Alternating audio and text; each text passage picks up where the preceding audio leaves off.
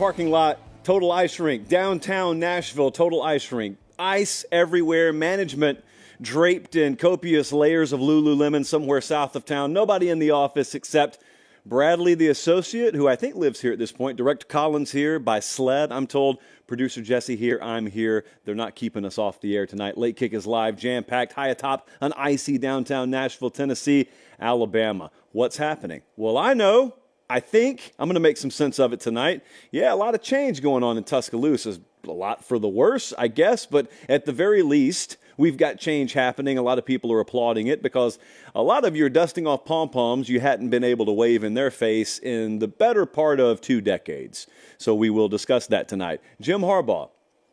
I would really appreciate a heads up from the Chargers if they're going to hire this guy. I asked them publicly the other day, will you just let me know if you're going to hire him?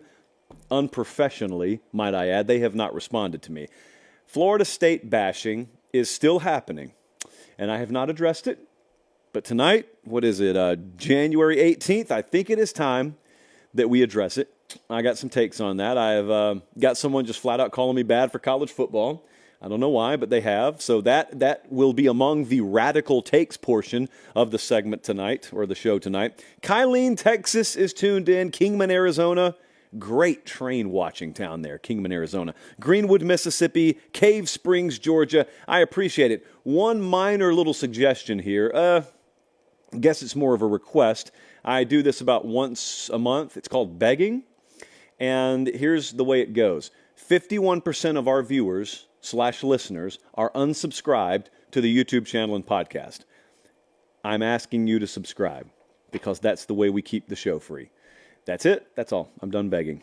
They don't really give me a bell to ring. There's not a little pot for you to drop your sub in. That's about as good as I can do. Okay, so let's make some sense of this thing, as much sense as can be made of college football. Did you see Congress getting involved in college football today? I am the Care Bear jumping in front of the truck every time I see Congress getting involved in college football. But anyway, that's not what we're going to talk about tonight. I just my mind dovetailed for a second. So Alabama's having some portal attrition, huh? For the first time in the modern era, Alabama being victimized by the mechanisms that make up college football 2024. Here's basically what happened if you've been living in a cave. Saban dominated. Saban basically threw the entire sport out the window, down 15 stories into the parking lot, but the rest of the sport didn't die. They've just been in the parking lot doing push-ups, and now they've stormed back up the stairs once he retired, and they're all ready to exact their pound of flesh on Alabama and new head coach Kalen DeBoer, who just walked into a hornet's nest. That hornet's nest also includes such rules as anyone's allowed to leave your team, but you can't really go get anyone right now because the portal window's closed. That's college football. So this is, on one hand, to me, the least shocking turn of events ever. Legendary head coach leaves. Some players want to leave because he's not there anymore, and that wouldn't really matter who got plugged in as new head coach. That was going to happen. So that's not shocking, but it is jarring. It's jarring to see Caleb Downs' name in the transfer portal. It's pretty jarring to see not just Downs, but Caden Proctor's name in the transfer portal. Right now, Jesse tells me the number 1, number 2, number 4, number 19, and number 29 players in the overall portal rankings are there by way of Alabama. They've lost 26 kids to the portal overall. Now, some of that was before Saban retired. Some of that was going to happen anyway. But Caleb Downs, for instance, was not going to happen. That is due in large part to Nick Saban's retirement. So anyway, yes, Saban retires. New head coach comes in. Doesn't matter who it is. You're going to lose a lot of guys. That much, I think, is obvious. I do want to give you my thoughts. A lot of people were asking, hey, what you think about this? Well, I think it's not great for Alabama in the short term. Short term and long term, two different things here. So there's a take floating around out there that's pretty popular. I've seen a lot of people spout it off. I want to tell you what the take is. I'm trying to stay calm. And I want to give you my thoughts on it. Because you know how there are some kind of popular takes that float around that you look at and you say, I am so tired of hearing that. Well, this happens to be one of those for me. So, a lot of folks watching these players leave Alabama, and they hadn't really been able to hate on Bama for a while, so they're just popping off at the mouth any way they see fit. And one of those takes has been, oh, I guess they weren't loyal to the brand after all. I guess there's not really much special about Bama. Those kids were just committed to Nick Saban. Well, some of them were loyal to the brand. Some of them are still there. But I take your point. A lot of guys were there to play for Nick Saban. Here's my follow-up question. Not in 1994, but in 2024, could you point me to the program out there that kids are committing to regardless of head coach? Or, to put a finer point on it, in 2024, could you point me to any program out there where a high-profile coach could leave and everyone just stays? I was talking earlier today with the staff. I think Stanford has that. Ironically enough, they're well off the beaten playoff path. But Stanford is a place where if I got an offer and my priorities are in a certain alignment, I'm going there no matter if my sister's the head coach, because it's a degree from Stanford. And so if the head coach at Stanford either gets fired or retires, yeah, it's a different ballgame there. But I'm talking about perennial playoff contending teams. Okay, right now, Sark leaves Texas. Right now, Kirby leaves Georgia. Right now, Ryan Day leaves Ohio State. Harbaugh may leave Michigan, like in the next 5 minutes or the next 5 days, or who knows. But you point to me in 2024, the brand out there that kids are blindly, magnetically pulled towards. I don't think it exists. You know, Bama is one of the case studies here. They won't be the last case study, trust me, of historic, iconic brands that not only you grew up watching, but your dad did and your grandfather did, that all of a sudden kids are committing to for reasons other than, you know, what the history books taught them. So that's the current status of college football. I don't have to like it. You don't have to like it. It kind of is what it is, though. I just think that there probably are coming times down the line where other programs suffer the same fate, and you'll come to realize, yeah, you were right about Bama. You were just right about the sport when you said that. So this isn't really a Bama thing to me. It's a college football thing. But that's the first take. The other take, this one's wild now. It's predictable, but it's wild. I was doing a national appearance, not to put too fine a point on it. And I was asked within the last couple of days, try not to throw this show under the bus because I go on there a lot. I was asked, with all these players leaving Alabama, I got asked, do you think that they made the right hire in Kalen DeBoer? Yeah, I think they made the right hire. I have been in the SEC for a long time. I've been around SEC coaches for a long time.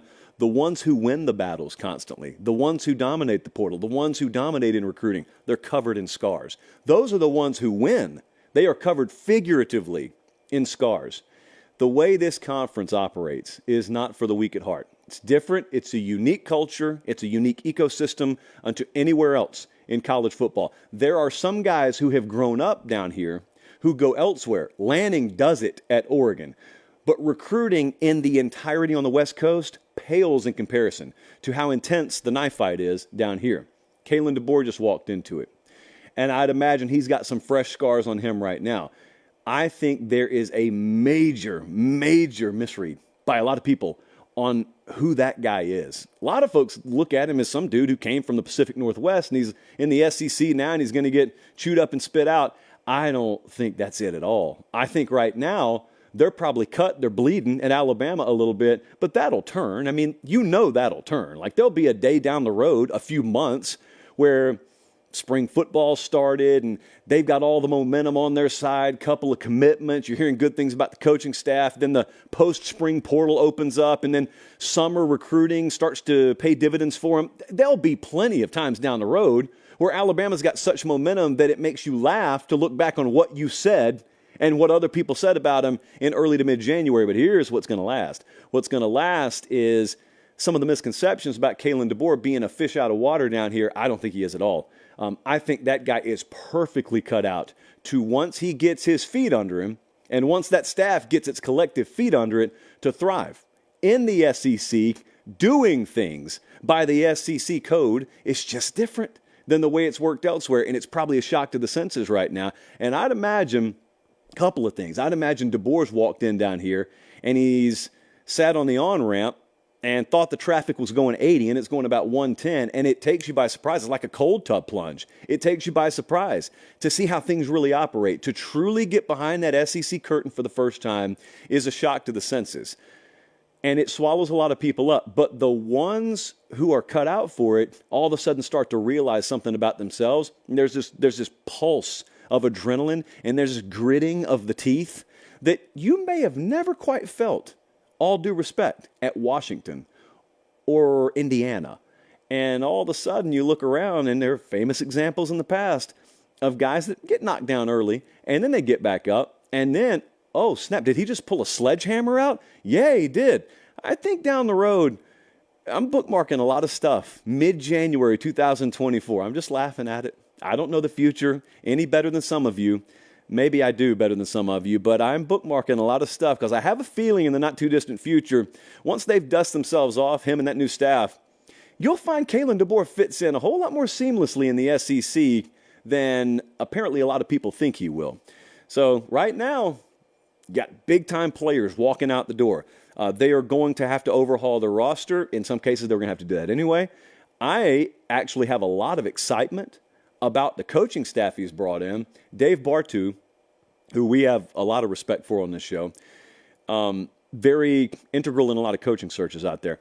Bartu also is second to none when it comes to being able to accurately grade coaches, and I don't just mean head coaches, I mean pretty much anyone who's ever put a whistle around their neck in D1 or D2 or D3. And I was listening to him the other day, and he made a really good point. He said, look at the head coach OC-DC combination, which for Alabama now is Kalen DeBoer and Kane Womack, the defensive coordinator, coming there by way of South Alabama. And, of course, Ryan Grubb comes to Tuscaloosa from Washington. He said that may be the best head coach OC-DC combo in the SEC this coming year. What caliber of player will they have to operate with? I don't know. I have no clue. Those kids can still leave for the next couple of weeks if they want to. But long term, I think this is a really, really interesting dynamic. I just happen to see it through maybe a little different prism than some people do, which is fine, because I've been wrong before. We'll probably be wrong again. I don't think I am on this, though. We'll see. Here's one that I have no idea about. I have no idea how this is going to turn out, but we do need to talk about it. What is the latest with Jim Harbaugh? Is he leaving Michigan? It didn't feel like it, then it did feel like it, now it does feel like it, and I would guess. So here's the most up-to-date information we have. He is interviewed officially for the Atlanta Falcons head coaching job, which as of this hour feels like Bill Belichick, I guess. I don't know. My pro correspondent's in the other room. Atlanta could make a decision while we're on the air for all I know. The LA Chargers have also interviewed Jim Harbaugh. That's the one it feels like he'd have more traction with if the NFL trigger is pulled. So it seems like, just sticking the thermometer in certain Michigan circles, it seems like there's as much a vibe that he's going to be gone as there has been. Now, I was listening to Sam Webb from the Michigan Insider talk earlier today. There's no one that is closer to the situation than he is, and has been on all of this Harbaugh coaching search stuff for multiple years. And he made a couple of good points. The first one was, there have been different kind of flirtations between Harbaugh and the NFL. Sometimes it's been him pursuing, and sometimes it's been them pursuing him, like with the Broncos. So he said, this feels a whole lot more like the former than the latter. It feels like he is trying to pursue, he's trying to get a job. And then you've also got the sublayer of the Michigan contract that is apparently on the desk, and you got Jim Harbaugh wanting certain things put in or certain things taken out. And so here's where my mind's at. Number one, like everyone else, I'm curious, if Harbaugh does go to the NFL, do they elevate from within? Is Sharon Moore the guy, just like he was when they needed an interim when Harbaugh was suspended this year? Or do they conduct a national search? And I use air quotes there because it wouldn't be a search at all. If that's the path they intend to go, they already know who their guy would be. We just don't. There's some speculation. But we're in the dark a little bit on that. So that's the first, and you could find very reputable people who would give you two different takes on that. I am going to be someone who you can decide whether you think I'm reputable or not. I'm just going to be the one who says, I don't have any inside information on that. So I'll just be in the wait-and-see category along with the rest of you. However, I want to go back to this whole Michigan Jim Harbaugh contract negotiation thing for a second. I know a lot of people have had fun at Michigan's expense this year. They've had way more fun at your expense. That is a national championship trophy in the B-roll that you just saw their head coach hoisting. So whether he stays or whether he goes, they've got that. And whether the NCAA decides to come down on him in the future and retroactively tell you something didn't happen or not, you know it happened. I was there at the game. You know that Michigan just won the national title. So whether you think it's legitimate or whether you want to cast aspersions, as Meemaw would say, that's your prerogative. Not really here to tell you how to think one way or the other. But there are some people who are reading these reports about Jim Harbaugh and how he is insistent on there being language in his contract with Michigan that gives him kind of immunity if sanctions come down in the future. And of course, you look at that and you say, well, if you're innocent, why do you need that? I know that sounds good, guys. That's what we call bumper sticker logic. And bumper sticker logic is stuff that makes sense when you just look at it driving by you and you don't really think about it critically. This is not a defend Michigan or Jim Harbaugh thing.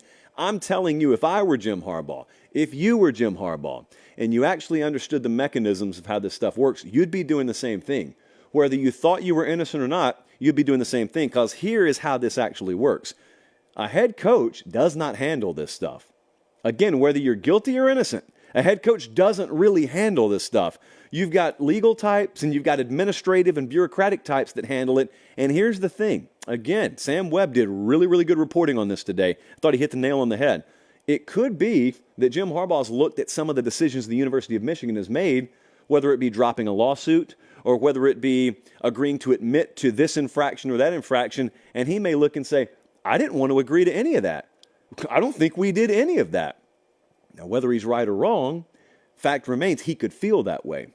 And I could feel that way if I were in his position, or you could feel that way. So what would you do? Well, what you would do is you would tell your representation, I'm not signing a deal with these people, no matter how much I love this university, how attached I am to it. I'm not signing a deal unless, A, you guarantee me that I get final say on everything related to this program, which of course they'd say no to, or B, you put language in this contract that exempts me from any kind of monetary or punitive damages related to what they agree that they're guilty of in the future. Makes sense to me. And that's not I said earlier, that's not a Bama thing, that's a college football thing. This is not a Harbaugh thing. That's a common sense thing.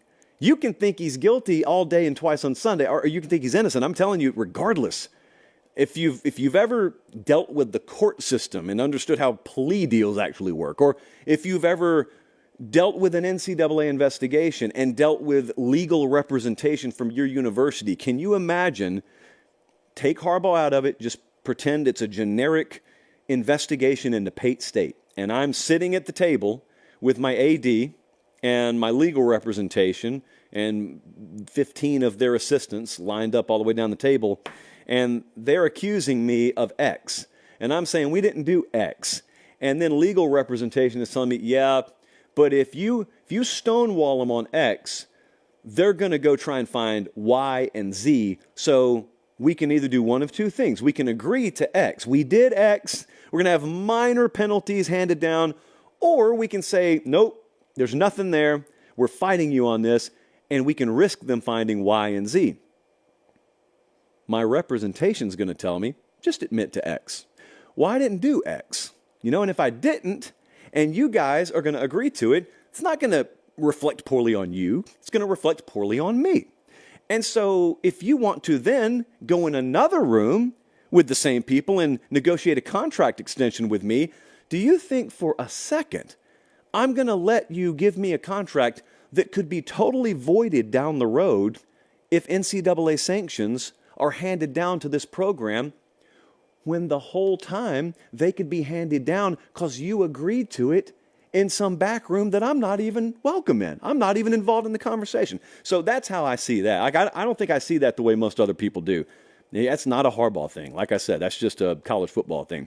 Will he take anyone with him if he does take that Chargers job? Curious about that. I've seen the reports about Jesse Minter. I've seen the reports, but they're just reports. No one really knows. He is notoriously close-lipped about that. The Michigan roster. We've seen what's happened with Bama, but Bama lost an all-time iconic head coach and imported a new one. If Michigan loses Harbaugh and their game plan is to elevate Sharon Moore, there's a lot of continuity in the program there. One of theirs is getting the job. I wonder if the bleeding will be nearly as intense from a roster standpoint. I don't think it would be. That's my feel on it. Now, if they go hire fill in the blank, I don't even want to speculate because I know some of those names would throw the comment section into a blender. But if they want to do that, risk reward at that point, pro and con. Academy Sports and Outdoors, a place where there's all reward and no risk. You walk in Academy Sports and Outdoors, and what's the risk? They won't have the right flavor of Big League Chew in the checkout line? Doubt it, first off. Secondly, I'm a grape guy, by the way, so they've always got grapes stocked up because apparently a lot of you don't like that. But there was a lot of sledding done in and around the Nashville area this past week. I live near the state capitol. That's about as specific as I'd like to get. The studio is downtown. We're near the state capitol. There's a massive hill. That building's been there since like the 1400s, and the city's been built around it. And so it was like all-time sledding conditions the other day. I mean, you would struggle to find better conditions at Breckenridge or Winter Park or Vail than you had on the hill at the state capitol the other day. So much Academy gear out there. And some of it I can't definitively prove to you was purchased at Academy, but I'm pretty sure it was. And then what happens at the state capitol is a lot of people go up there and they sled when it snows, and then there's a whole bunch of spectators that just loiter on the street, no less, down at the bottom, and an Academy lawn chair comes in handy there, I'm just telling you. So whether it's sporting goods equipment, whether it's camping equipment, whether it's makeshift sledding equipment, or just the real deal, along with the clothing and all the accessories, Academy Sports and Outdoors, your one-stop shop for it, academy.com, if you can't get there in person, because I can promise you this will not be the last time that we experience this kind of weather in the South. We move on. I can't believe we're about to broach this subject. My consultants told me never to talk about this again, but I don't even mention the consultants by name for a reason. So let's talk about it. Clayton hit me up from Fort Myers, Florida. He said, "Can you believe how much whining is coming from the FSU fan base? It's a bit pathetic." Is it, though? I've been targeted by these people. A fringe minority of them. I've been targeted by them. So it's not like I don't know what you're talking about. But could you please, just for a second, anyone out there who feels this way, could you please tell me how you'd handle this differently if it happened to your team? You just went undefeated in a Power 5 conference. You won the conference championship game. You did everything history has told you you have to do to be a playoff team. And then a group of people locked themselves in a room, didn't let you see their process. A bunch of high-profile media types in the interim seem to have targeted you and lobbied openly against you making the playoff. You don't make the playoff, and then everyone kind of tries to pile on you because you're outraged by it. And then your own conference is filing lawsuits against you because you're trying to get out of a dying conference, and it feels like a lot of chips are stacked against you. It feels like media is complicit. It feels like the college football bureaucracy is complicit. I have been accused of being complicit, although I'm not. I just shared opinions on what happened. But nevertheless, how would you respond? If you're a Louisville fan, if you're a Texas fan, all that stuff happened to you, how would you respond? There is no rational fan base. That's why they're called fans. I appreciate that about them. Even when they hate me, I appreciate that about them. You know what would suck? You know what would indicate a dying program? If they just kind of took it. If they said, oh, well. If FSU went in Eeyore mode and said, that's the way the cookie crumbles. Well, that's not them. Never has been them. That's what I appreciate about them. Now, I've been on the receiving end of a lot of the criticism and a lot of the animosity, so I know what they've been saying. I understood that report that came out the morning of the national championship game when I think it was Bill Hancock that said they've had to hire private security for some of the members of the playoff committee. Is that taking it overboard? Of course it is. Has there been a lot of ignorance spewed from some FSU folks? Yes. Yes. I mean, there's a very clear line in the sand you shouldn't cross. Most of them haven't. A few have. That's not indicative of how the entire fan base operates.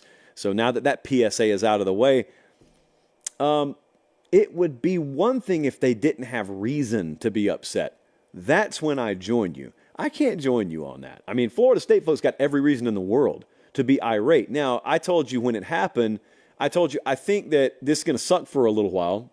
There's no two ways about that. But I think long-term it's going to pay off for them. I think they'll end up benefiting from it. So my thinking there, which sounded dumb, because how can you benefit from being screwed out of a playoff spot? In that year, you can't.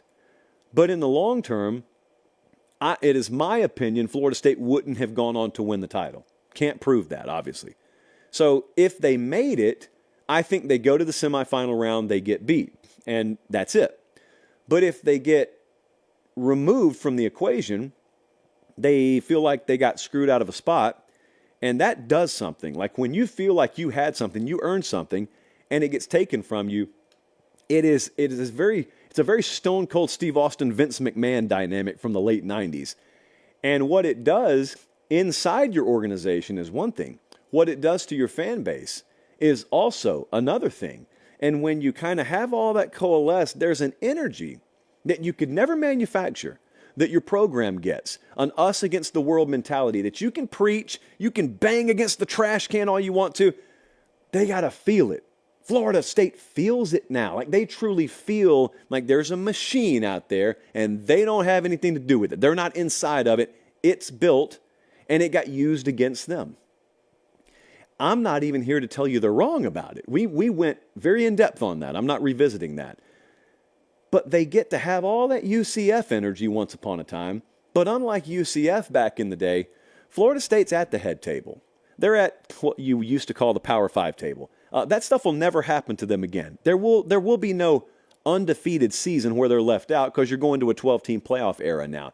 So what just happened to them is very unfortunate. It'll never happen again. But they get to bottle all that up and they get to use it. And in the interim, not that it was any solace for them in the moment, but in the interim, I thought the biggest takeaway for me from the 2023 season was, wow, I guess there's no question about whether Mike Norvell's the real deal or not. Now, they'd come back at you because I've dealt with them, and they'd say, yeah, but we already knew that. Okay, maybe you did. Now the rest of the country knows. And so you got the right coach, you got the right attitude, you got the right talent roster being built. Like everything's up, and you also get to believe the entire world of college football is out to get you and built against you. Where are they watching us? I bet they're watching us in Tallahassee tonight, but I can prove to you, because the live chat told me so, they're watching us in State College, Pennsylvania, Rockmart, Georgia, Murfreesboro, Tennessee. We appreciate you guys so much. Remember, kids, this is free. Doesn't cost you or your parents a dime. All you have to do is subscribe to the channel, and it can stay that way. Here, I guess I can let you in a little bit on this. So we're always well above the minimum baseline quotas that we want to hit here. I mean, there's a certain amount of traction that we need to keep the show free. We're always above it. And I'm not saying we're in danger of slipping below it. I never want to come remotely close. So I always want to be outpacing that thing by 100 or 200%. That's why periodically I'll remind you, 51% of you are not subscribed to the channel. And then I will look at you, slight wrist pop, and I'll say, why? Why?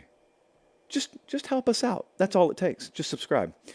Let's go portal takeaways here. Very interesting.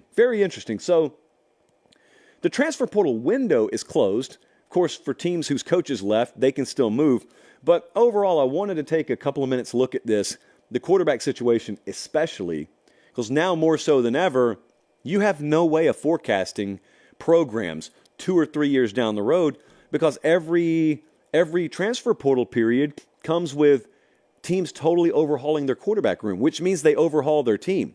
Case in point, Michigan State. Not only do they get a new head coach in Jonathan Smith, he brings his quarterback from Oregon State, Aiden Childs, going to be a really big-time player down the road. Think about what Oregon did. Oregon went and got Dylan Gabriel, who was the starter at Oklahoma. They also went and got Dante Moore, who was the starter at some points of the season for UCLA, totally overhauled the quarterback room. Ty Thompson, gone. Totally overhauled the quarterback room. Kentucky got Will Levis 3 years ago. Got Devin Leary last year. Now they've gotten Brock Vandagriff from Georgia. Never would have known that was coming a year ago. Totally overhauled their quarterback room. Riley Leonard is not at Duke. He's now at Notre Dame. Totally overhauled the quarterback room. And also, Our boy Tyler Van Dyke, not at Miami anymore. He goes to Wisconsin. They had Mordecai from SMU last year. If that sounds confusing, it's because it is. It's because just like this, seemingly now, you can change the entire fortune of your team for a coming season by doing what even Ohio State did. They went and got Will Howard. No one would have seen that coming a year ago. I mean, Will Howard's entrenched at Kansas State a year ago. So that's the first thing that you need to know. And I would probably advise you to rewind this portion of the video and watch it again to make sure you know all the new names and faces in the new places. The second thing you need to know is for yet another cycle, we did not have multiple superstar names enter the transfer portal. Forget about Bama. That's a unique, extenuating circumstance where a coach left. So, yes, some star players from Alabama are going in. But I'm talking about places where there was no coaching turnover, or maybe there even was coaching turnover, but the collectives there had things in order behind the scenes, and they made sure their top-tier players were compensated through NIL to the point where they never hit the open market. And that happened last year. It was a story last year, and it's happened again this year. You just haven't seen. I mean, Quinshon Judkins is one of the few exceptions to the rule. You had the A&M kids go in, which was to be expected. You've got Bama's kids going in. Remains to be seen what would happen with Michigan, but those are exceptions to the rule. By and large, we have not seen a flood of ultra-talented, high-level star players that program tried to spend top dollar to keep and couldn't. So it's being taken care of on the front end, out of public view in most cases. What about USC's dilemma? Maybe we'll call it a dilemma. We'll see. I got a stance on this. So when Lincoln Riley told the media after the season, I'm overhauling everything philosophically about this program. He went and got UCLA's defensive coordinator. I'm not telling you that story. I'm sorry. I should not have done that. I am sorry about that, but I cannot tell you that story. I had some insight into that process. Let me just put it that way. So when he brought in UCLA's defensive coordinator, Lincoln Riley said, we're changing everything. From the top down, we're changing the way we practice. We're changing the way we think. Defense first. What? Okay. Now, I'm willing to give it a wait and see. It's hard for me to imagine that Lincoln Riley will be a defensive first or defense-oriented head coach. Crazier things have happened. I do think he understands radical change is needed within his program. So I'm willing to wait and see. But if I was more skeptical, I would say they're not replacing talent for talent. Corey Foreman was gone. Has he underachieved there? Yeah. But formerly that was one of the top players in the country. Damani Jackson, gone. Cornerback. Malachi Nelson, once upon a time one of the top quarterbacks in the country, gone. Now, every USC fan understands, yeah, but Malachi wasn't going to start here. I know all that. Corey Foreman, he had one big moment or two, but he really wasn't an impact player. I know all that, guys. There is a world where they have the potential and you didn't develop them properly. There is that world. There's that possibility. But since I'm in wait-and-see mode, I'm going to look at those kind of guys walking out the door, and I'm going to look at you guys going to UNLV and A&M and Mississippi State and Oregon State and Vandy and taking replacement players in the portal, and I'm going to say maybe Lincoln Riley knows what he's doing. But it does at least deserve a little stroke of the chin. Okay, let's wait and see. I'm happy to wait and see because God affords us to be able to do that in January. Don't have to have definitive opinions on someone's 2024 season in January. Ole Miss, kind of same deal, but I think a lot of folks are more aligned on Ole Miss. Ole Miss has got a little bit different strategy here. Texas does not have to have this kind of strategy. Every year is a year Texas could win the national title. Georgia does not have to have this kind of strategy. Every year is a year that Georgia can win the national title. Ole Miss has to go what I call window shopping, and that is not in the classical sense. They're not looking in a window and taking something that they see. What they're doing is looking for windows. 2024 is a window for them. They've circled it. Schedule is pretty advantageous, and they've gone all in on the portal to put together a team that can compete for a national title in 2024. They've got the number 1 defensive lineman, number 2 edge, number 3 linebacker, number 4 wide receiver. They've taken 7 blue chippers out of the portal. They've done good in recruiting as well. Jackson Dart's back, one of the most filthy receiver rooms in all of college football. Ole Miss will be a legitimate contender this year. Now, the main point of contention that I hear from our Ole Miss viewers is you guys don't think this is a window thing. You think this is just the new normal for Ole Miss. I disagree with that. You may be right, but I would be hard-pressed to see them doing this every single cycle. But we'll see. How about the SEC and Big Ten in general? This is either something to celebrate or it's a big problem depending on your perspective. But the Big Ten and the SEC, predictably, are flexing pretty hard here. 22 of the top 24 committed players in the portal are going to SEC or Big Ten schools. 50 of the top 78 kids out of the portal are going to SEC or Big Ten schools. And the SEC and Big Ten collectively just signed 23 of the top 30 recruiting classes, including 8 of the top 9. There is no more Power 5. There is no Power 4. It is a Power 2, and you decide whatever you want to call the rest. And it's not disrespectful. It's just reality. So those are some of the takeaways I've had thus far from the transfer portal. And as you know, still got some movement happening. And as you also know, I think you know, we have got this post-spring window coming up, which, because we've had high-profile coaching changes, could mean teams like Alabama are way, way more active post-spring than they normally would be. There is a little caveat. You can't have interconference movement or intra-conference movement during that window, or the guys have to sit out a year. Isn't that a fun little caveat that I don't think most folks realize right now? So yes, challenging. Yes, but guys are being handsomely compensated for their work here. Just some generic chapstick. It's not chapstick. You know, when I put on chapstick, what I call chapstick, on air, I say I'm putting on chapstick because I want you guys who are listening just to the podcast to know why there is a brief pause. I'm okay. I'm just putting on chapstick. But I have been dutifully informed that chapstick, like Coke, is a brand. It's not a generic product. And so I'm apparently calling Pepsi Coke here. I am calling Burt's Bees Lip Balm chapstick. And so I apologize to anyone I've offended out there. But frankly, this company has not paid a dime to be on this desk, so I'll call them whatever I want to. But I'm open to a negotiation. All right, let's dive into the mailbag. We've still got a lot to get to, actually. On a good pace, though. Eli from Pine Grove, Mississippi hit me. He says, does Nico Iamaleava and Tennessee have a real shot at the playoffs next year? Now, hold on. I think I heard a lot of you said, no, Tennessee's not making the playoffs. Well, I have it on good authority from our friends at FanDuel that as of today, January 18th, Tennessee has the 14th best odds to win the national title this coming year. Secondly, the answer is yes. The answer is yes, they can make the playoff. The reaction to the question is more interesting to me because I do think there's still a marriage mentally between a lot of college football fans and the old system. And the old system was, you better be one of the top 4 teams in the country or I don't think you can make the playoff. Well, you don't have to be that anymore. We've watered the playoff down. Or, as some of you would call it, we have expanded the playoff. There are like 40 teams that could make the playoff this year. You get that, right? We have vastly expanded the amount of teams capable of making it because we have vastly diluted what it takes to be able to make it. So you tell me Tennessee's got Nico returning.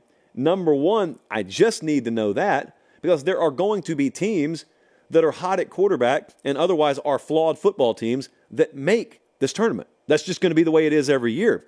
So the second thing that I think Tennessee could be a poster child for is there's going to be a team or two every year that loses some games, but they find a way in and they're really good at quarterback. Like they're flawed, but you look at them and you say, I can see why over the course of a season they lost some games.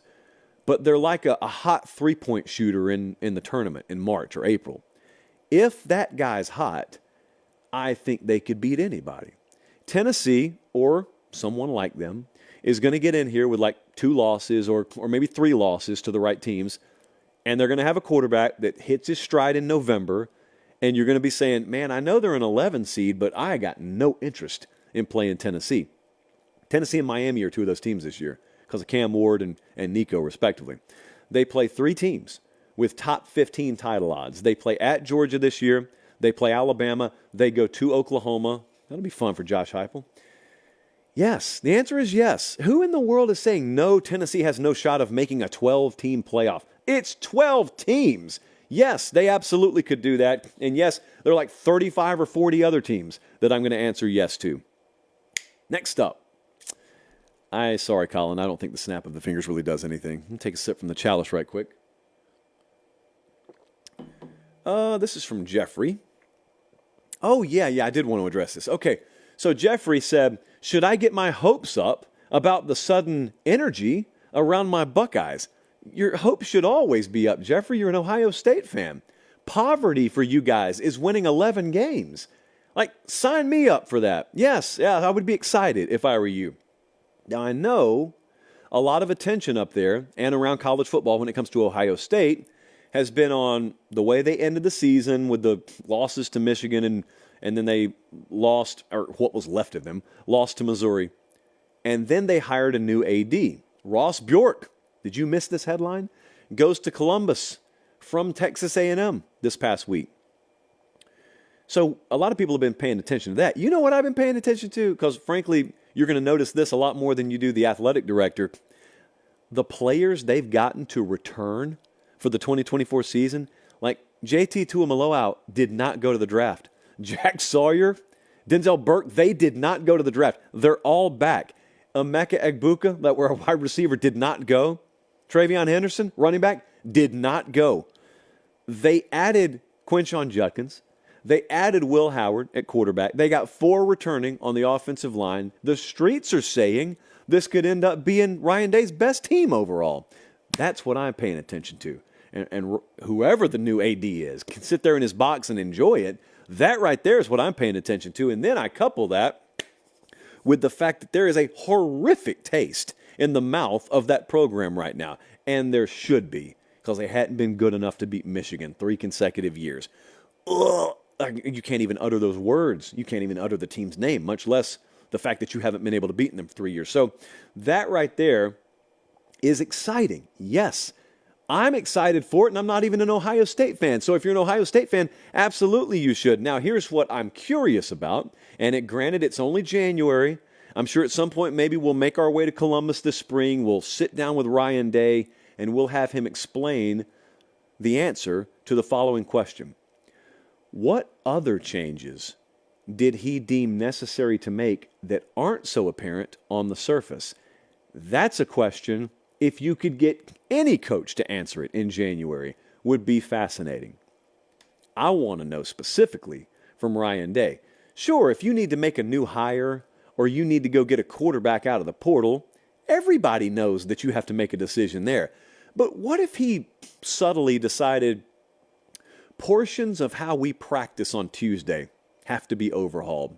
The philosophy I have on how I fill a job opening for an off-field position within my organization, what we do in nutrition, what we do from a psychological standpoint with guys from March through June, it has to be overhauled. Just subtle things. That's what I'd love to know. That's what I'd really love to know, and I'd love to know how much emphasis has been put across the board because of the way the last 3 seasons have ended. If you want to get an early jump on how this coming season will end, if you think Ohio State's going to win the title this year, you don't have to sit on that information, friends. You can go to FanDuel right now. They have the second best, Jesse, I think the second best odds to win the national championship this upcoming year, right behind Georgia. Same old there at the top. But if you feel like you've gotten yourself a little edge, if you like what you just heard, I'm not quite ready to bet it, but maybe you are. FanDuel is the place to go. Not to mention, I was looking the other day, I think it was during the Buffalo game. No, it wasn't. It was KC. It was KC Miami. Any game played below 0 degrees, I'm locked in. I don't care if it's outdoor hockey. I will be locked in once the elements are involved to that degree. And I was looking at the plethora, you know how rarely I use that word, the plethora of live betting options during those games on FanDuel. And it's been a while since I bet the NFL live because I don't bet for fun, but I know a lot of you do. And man, That's like walking down the cereal aisle at your local grocery store if you love cereal, which I do. It's tough. Like, it's the equivalent of 5 shelves of Count Chocula when you look at FanDuel live betting options. And frankly, that's where the ad read's going to end, because I could never give you a stronger testimonial than correlating Count Chocula with live betting during NFL playoffs on FanDuel. You're welcome, guys. Jesse, I don't know how much they paid. They should have to pay more for that. I don't know how much. Actually, I do. They're really good to us. We appreciate them. Exclusive odds provider of Late Kick is FanDuel. I have got 2 radical takes that portions of our citizenry, our viewership citizenry sent me, that I would just like to address here. Colin, the first one does not need its own individual YouTube treatment, okay? So just know that ahead of time. Once I address this, it will never exist again except on this live broadcast and the corresponding podcast. I'm just going to read this guy's entire name. Uncle 2-Day Maction Taylor's version tone setter hit me up, definitely a real person, and said, "You do more harm than good for the sport." Of course, it could be true. So I responded to whatever that dude's name was, and I said, "Could you offer me examples?" Then somebody else jumped into my defense. Then the guy went after that person, and he never answered me. So I'm not quite sure what harm has been done. I would love to know. I don't get 100% approval rating. I look at the comments. So anyone and everyone who does have a problem, anyone who thinks we're bad for the sport around here, I'm happy to listen. I may disagree, but I'm happy to listen. Jesse told me he had a profile built for me. Here it is. So my bio, according to our staff, I know I'm not going to tell you how old I am because age is a social construct. That's why we don't celebrate birthdays in the office. I'm not allegedly 100% correct on all my game predictions.